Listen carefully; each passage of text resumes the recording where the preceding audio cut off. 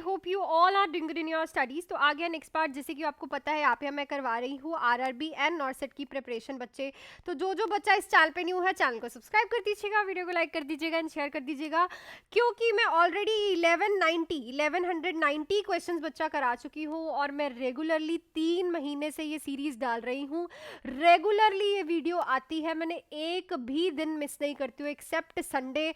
तो देखो, इतनी मेहनत के लिए आप प्लीज़ वीडियो को लाइक ज़रूर करा करो, चैनल को सब्सक्राइब कर लो। एंड अगर कोई भी बच्चा प्रेपरेशन करना चाहता है मेरे साथ आरआरबी की, तो इस नंबर पे कॉल या फिर मैसेज करके आप बैचेस ज्वाइन कर सकते हो मेरे से बात करके। 2 बैचेस है मेरे पास, एक है इम्पॉर्टेंट टॉपिक बैच बच्चा, एक है फुल थ्योरी बैच। दोनों में डिफरेंस ये है, इसकी जो फीस रहेगी वो रहेगी 1499, इसकी जो फीस रहेगी इज़ 2499। दोनों में डिफरेंस ये है कि इंपॉर्टेंट टॉपिक बैच उन बच्चों के लिए है जिनका बेसिक क्लियर है। तो यहाँ पे हम इंपॉर्टेंट टॉपिक्स करेंगे हर एक सब्जेक्ट के, जिनसे क्वेश्चन आने के बहुत ज़्यादा चांसेस हैं। एमसीक्यू क्लासेस करेंगे, टेस्ट सीरीज रहेंगी, डाउट क्लासेस रहेंगी, प्रीवियस ईयर पेपर रहेंगे। थ्योरी बैच उन बच्चों के लिए है जिनको बेसिक अभी क्लियर करना है, अच्छे से समझना है। सबसे पहले एनाटॉमी एंड फिजियोलॉजी करेंगे, ऑल सब्जेक्ट्स की थ्योरी करेंगे, देन इसमें भी इंपॉर्टेंट टॉपिक्स मैं करवाऊंगी आप लोगों को अच्छे से। एमसीक्यू क्लासेस होंगी, टेस्ट सीरीज होंगी, डाउट क्लासेस होंगी एंड प्रीवियस ईयर पेपर होंगे। तो कोई भी बैच जो है आप इस नंबर पे मेरे से बात करके आज ही ज्वाइन कर सकते हो। 3 मंथ्स का अच्छा खासा टाइम है। दोनों ही बैचेस जो है लाइव प्लस रिकॉर्डेड है, सबसे बड़ी बात है आपको लाइव भी मिलेगा और रिकॉर्डिंग्स भी मिलेंगी रेगुलरली, ठीक है। तो टाइम वेस्ट मत करो, अगर आपको बैच ज्वाइन ही करना है तो अपना सिलेबस कंप्लीशन के लिए आज ही ज्वाइन कर लो। सो हम चलते हैं अपने क्वेश्चन पे। पहला ही क्वेश्चन देखो हमारा क्या कह रहा है। फर्स्ट क्वेश्चन है, a patient having sickle cell crisis is admitted to emergency ward with the complaint of pain, which of these should the nurse institute. Sickle cell crisis वाला पेशेंट जो है इमरजेंसी वार्ड में complaint लेके आया है pen की, तो आप क्या करोगे।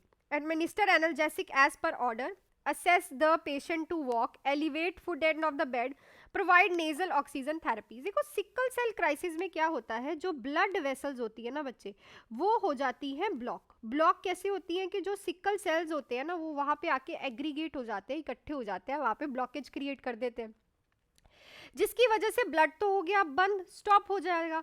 ब्लड स्टॉप हो गया तो ऑक्सीजन भी स्टॉप हो जाएगी ऑर्गन्स को जानी, तो उससे पेशेंट को बॉडी में पेन होता है। तो सबसे पहले आपकी प्रायोरिटी होती है सिकल सेल क्राइसिस की पेन में कि आप नेजल ऑक्सीजन थेरेपी पेशेंट को दो, क्योंकि इससे क्या होगा कि जो ऑक्सीजन जो है ऑर्गन्स को नहीं मिल रही है वो मिलनी स्टार्ट हो जाएगी, और जो पेशेंट को पेन हो रहा था, ब्लड सप्लाई में ब्लॉकेज आई है, वो ऑक्सीजन पेशेंट को मिलने लग जाएगी। सो जो राइट ऑप्शन रहेगा इज योर ऑप्शन नंबर 4 बच्चे। नेक्स्ट पे चलते हैं, patient perform a bariatric surgery and develop a deficiency related to dumping syndrome, identify cause of iron deficiency. तो बाईएट्रिक सर्जरी हुई है पेशेंट की, स्टमक की सर्जरी हुई है बाईलेटरल, ठीक है, उसको डंपिंग सिंड्रोम हो गया है। डंपिंग सिंड्रोम क्या होता है कि जब आप स्टमक को रिमूव करते हो तो खाना ईसोफेगस से सीधा ड्यूडिनम में गिरता है, ठीक है। तो ऑब्वियसली बीच में स्टमक नहीं है, इसोफेगस से ड्यूडिनम में ही गिरेगा ना, तो उसको पेशेंट को आयरन डेफिशिएंसी हुई है। तो आप बताओ कि क्या कॉज है इसके पीछे। Excessive uncontrolled diet of carbohydrates into small intestine, severe loss of blood during surgery, less and difficult intake, poor absorption of iron and calcium due to surgery।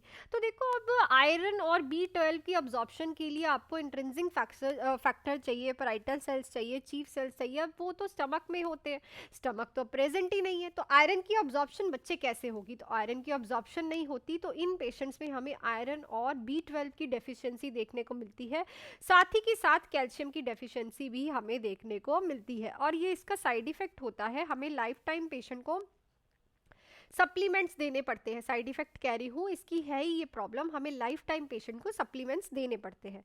Next है, all of the following nursing intervention are correct when using the Z track method of injection आएगा यहाँ पे बच्चा, ठीक कर लेना, ठीक है, एक्सेप्ट।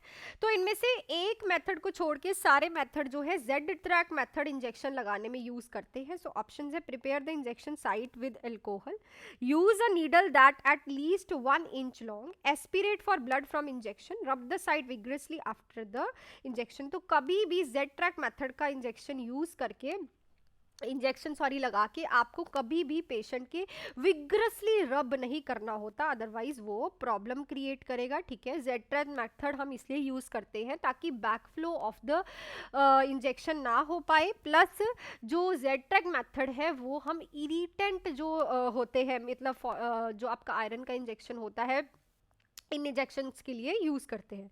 नेक्स्ट देखो, बहुत ही इजी क्वेश्चन, और ये आरआरबी का ही क्वेश्चन है। सिट्स बाथ्स को हम क्या कहते हैं? Pre operative bathing of the patient, applying heat using tepid water to the pelvic और rectal area, bathing in a sitting position, fermentation of the knee joint. So obviously heat हम जो tepid water की pelvic और rectal areas को देते हैं। Seats बात अगर किसी की एपिजियोटमी हुई है उसको भी दिया जाता है, और अगर किसी को हेमरोड्स हुए हैं, और हेमरोड्स का ये चॉइस है, ठीक है, चॉइस ऑफ ट्रीटमेंट है सिट्स बात, कि हम पेशेंट को कहते हैं कि जब भी वो वॉवल मूवमेंट करेगा उसके बाद उसको सिट्स बात लेना ही लेना है। नेक्स्ट है, for the patient with the Crohn's disease the medical surgical nurse recommended diet. तो क्रॉन्स डिसीज वाला पेशेंट है, ठीक है, तो क्रॉन्स डिसीज आपको पता है आईबीडी ही है, इन्फ्लामेटरी बावल डिसीज है, ठीक है। तो इस पेशेंट के लिए आप कौन सी डाइट रेकमेंड करोगे? High in fiber, low in protein calories, high in potassium, low in fiber, high in protein calories, low in potassium. So obviously low in fiber and high protein and calorie diet ही आप इस patient को दोगे। ऐसा क्यों? क्योंकि देखो patient को आईबीडी होता है, अगर आप ज़्यादा फाइबर दोगे पेशेंट को तो पेरिस्टाल्टिक मूवमेंट्स होंगी, और पेरिस्टाल्टिक मूवमेंट होगी तो पेशेंट को फिर बहुत ज़्यादा पेन होगा। सो इसीलिए हमें हाई प्रोटीन और कैलोरी प्लस लो फाइबर, लो रेजिडुअल डाइट देनी है आपको इस पेशेंट को, चाहे आईबीडी वाला पेशेंट है चाहे क्रॉन्स डिसीज वाला पेशेंट है। Clear? So I think question clear हो गया होगा। सो नेक्स्ट क्वेश्चन पे चलने से पहले मैं आप लोगों को बैचेस की इन्फॉर्मेशन दे देती हूँ, अदरवाइज आप स्किप कर दो जिसको नहीं ज्वाइन करना है। सो इस नंबर पे कॉल या फिर मैसेज करके आप आज ही कोई भी लाइव प्लस रिकॉर्डेड बैच है बच्चे, इंपॉर्टेंट टॉपिक बैच है, एक है थ्योरी बैच, कोई भी बैच आप ज्वाइन कर सकते हो। ये बैच उन बच्चों के लिए है जिनका बेसिक क्लियर है। हम यहाँ पे सिर्फ इम्पॉर्टेंट टॉपिक्स जो कि 200 प्लस रहने वाले हैं, जिन पे ज़्यादा हमें फोकस करना चाहिए वही करेंगे, प्लस एमसीक्यू क्लासेस होंगी, test series, doubt classes, previous year paper. ये बैच है 1500 का, 3 मंथ्स का, full fledged live and recorded. जो थ्योरी बैच है वो पूरा बेसिक से बैच मैं आपको करवाऊंगी, पहले anatomy and physiology, theory, important topic, MCQs, test series, doubt classes and previous year paper. तो जिनको बेसिक क्लियर करना है वो ये बैच ज्वाइन कर सकते हैं। दोनों ही बैचेस में नॉन नर्सिंग के एमसीक्यूज में करवाऊंगी, जीके एंड एप्टीट्यूड की क्वेश्चंस जो रहेंगे। सो नंबर आपके पास है, आप मेरे से कंफर्टेबल होके बात या फिर मैसेज करके आज ही ज्वाइन कर लो विदाउट एनी डिले। सो चलती हूँ मैं अपने नेक्स्ट क्वेश्चन पे। 1196 क्वेश्चन है हमारा। Chronic diarrhoea is common feature in children associated with this which disease. तो जो डायरिया होता है चिल्ड्रन में, कॉमन फीचर किस डिसीज का होता है? आईबीडी का, गैस्ट्राइटिस का, फूड पॉइजनिंग का, या फिर हेपेटाइटिस का। तो ऑब्वियसली आपने देखा होगा अगर किसी को भी आईबीडी होती है, इन्फ्लामेटरी बावल डिसीज होता है, तो उसमें हमें क्रॉनिक डायरिया देखने को मिलता है। पेशेंट बार बार कुछ भी खाता है जो कि पेरिस्टाल्टिक मूवमेंट कराता है और वो स्टूल्स पास करने जाता है, उसे डायरिया होता है। सो नेक्स्ट है, when caring the patient at the bed side monitor for. तो अगर आप पेशेंट को बेड साइड पे केयर कर रहे हो तो किस चीज़ के लिए मॉनिटर करोगे? ऑप्शंस है malignant hypertension and dizziness, orthostatic hypotension and dizziness, visual field disturbance and dizziness, fever from exertion. So bed side पे क्या होता है कि पेशेंट जो है बहुत लंबे समय से बेड रिडन होगा अगर बेड साइड क्लियर कर रहे हो। तो जैसे ही पेशेंट एकदम से लाइंग पोजीशन से स्टैंडिंग पोजीशन में या फिर सिटिंग पोजीशन में आता है तो उसको क्या होती है? ऑर्थोस्टैटिक हाइपोटेंशन, जिसमें पेशेंट का systolic and diastolic blood pressure जो है 10 to 15 mm of Hg down चले जाता है, जस्ट बिकॉज एकदम से लाइंग पोजीशन से वो स्टैंडिंग और सिटिंग पोजीशन में आता है। तो अगर आप किसी भी बेड साइड वाले पेशेंट की केयर कर रहे हो तो ध्यान रखना है इन दोनों चीजों पे, orthostatic hypotension and dizziness of the patient. Next है, miss Babita is in an emergency room after being involved in traffic accident, what would be the early sign of hemorrhagic shock. तो एक लेडी है बबीता, इमरजेंसी रूम में आई है, traffic accident हुआ है। सो इसमें से कौन सा साइन जो है वो शो करेगा उसका हेमरेजिक शॉक है? Increased BP, pallor, increased pulse, deep breath. So obviously it's a increased pulse. Increased pulse क्यों? जब भी ब्लड लॉस होता है, ब्लड लॉस होने पे क्या होता है, बॉडी को ब्लड नहीं मिलता प्रॉपरली, जिसकी वजह से हार्ट जो है कंपनसेशन मैकेनिज्म लगा के बहुत जोर से पंप करता है, और जब ज़्यादा पंप करेगा तो ऑब्वियसली पल्स जो है वो ज़्यादा इंक्रीज हो जाएगी, पेशेंट को टैकीकार्डिया होगा, क्योंकि हार्ट को तो ये है कि मैं सब ऑर्गन्स को ब्लड दे दूँ ज़्यादा से ज़्यादा पंप करके। नेक्स्ट है, which intervention is example of secondary intervention while discussing osteoporosis. तो ऑस्टियोपोरोसिस के बारे में जब आप डिस्कस कर रहे हो तो सेकेंडरी, प्राइमरी नहीं पूछा इन्होंने, सेकेंडरी प्रिवेंशन क्या रहेगी, ऐसा क्वेश्चन भी आता है, ठीक है। सो ऑप्शन है, obtain a bone density evaluation test, perform non-weight bearing exercise regularly, increase intake of dietary calcium, refer client to smoking cessation program। so देखो फर्स्ट अगर प्राइमरी पूछे तो ऑब्वियसली अगर ऑस्टियोप्रोसिस की बात है तो आप कैल्शियम डाइट दोगे, पर अगर आप सेकेंडरी पूछ रहे हो तो ऑब्वियसली आपको उसका बोन डेंसिटी इवेल्युएशन टेस्ट कराना पड़ेगा कि बोन अंदर से वीक तो नहीं है, कहीं सॉफ्ट बोन तो नहीं है।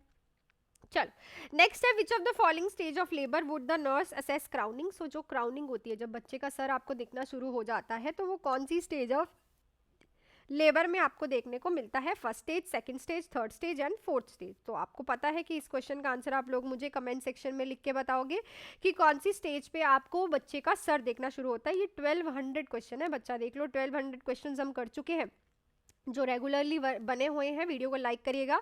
कल एक क्वेश्चन पूछा था, extreme softening of the cervix को फर्स्ट ट्राइमेस्टर में हम क्या बोलते हैं, तो इट्स अ गूडल साइन। गूडल साइन क्या होता है कि जो सर्विक्स है आपका बड़ा गुडी गुडी सॉफ्ट सॉफ्ट हो जाता है।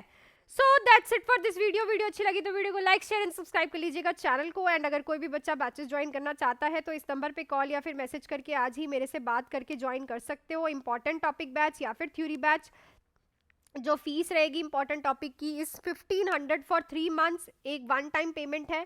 थ्योरी बैच की 2500।